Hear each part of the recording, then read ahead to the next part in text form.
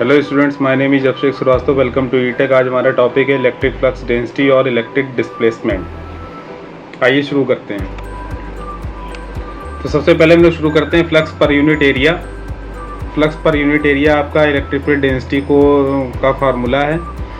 तो flux per unit area में हम लोग सबसे पहले समझते हैं flux of Sai coulomb passes normally through an area of a meter square. The flux density is, the formula of flux density is equal to D is equal to psi by a square. The unit of the flux density is coulomb per meter square.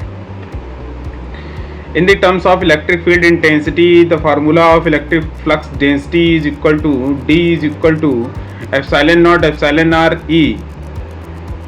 This formula is for medium.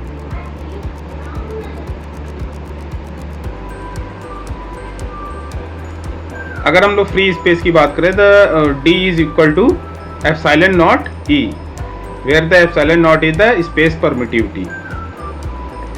According to this statement, the product of electric intensity E at any point within a dielectric medium and the absolute permittivity epsilon is equal to epsilon naught epsilon r at the same point is called the displacement at that point. अगर electric field intensity का किसी dielectric medium में कोई product है और उसकी absolute permittivity epsilon is equal to epsilon naught epsilon r उसी point पे है, तो उसे हम लोग डिस्प्लेसमेंट कहते हैं उस पॉइंट पे. E is represented by the line of force. E जो है वो लाइन ऑफ फोर्स से रिप्रेजेंट किया जाता है. उसी तरीके से जो D है यानी इलेक्ट्रिक फील्ड डेंसिटी या इलेक्ट्रिक डिस्प्लेसमेंट, वो लाइन ऑफ इलेक्ट्रिक डिस्प्लेसमेंट से रिप्रेजेंट किया जाता है यानी D को. The formula of D in the displacement term, D is equal to psi upon 4 pi r square.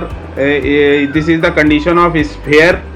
अगर चार्जेस स्फीयर के सरफेस पे हैं और हम लोग को वहाँ पर इलेक्ट्रिक फील्ड डेंसिटी को कैलकुलेट करना है तो हम लोग को वहाँ पर फार्मूला यूज करना पड़ेगा D is equal to psi upon 4 pi r square. In the terms of charges Q upon 4 pi r square coulomb per meter square, where the D is equal to Q upon 4 pi r square and multiplied by r cap. This is the notation, vector notation, or the unit vector, the direction.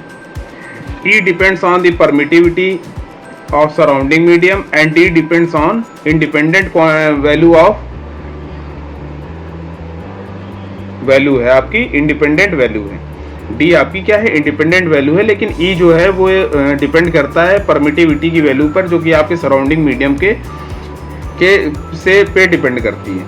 ठीक है, तो आशा है कि आपको ये चीज़ समझ में आई होगी. अगर आपको ये वीडियो अच्छा लगा हो तो इसे लाइक करिए, चैनल को सब्सक्राइब करिए. मिलते हैं नए टॉपिक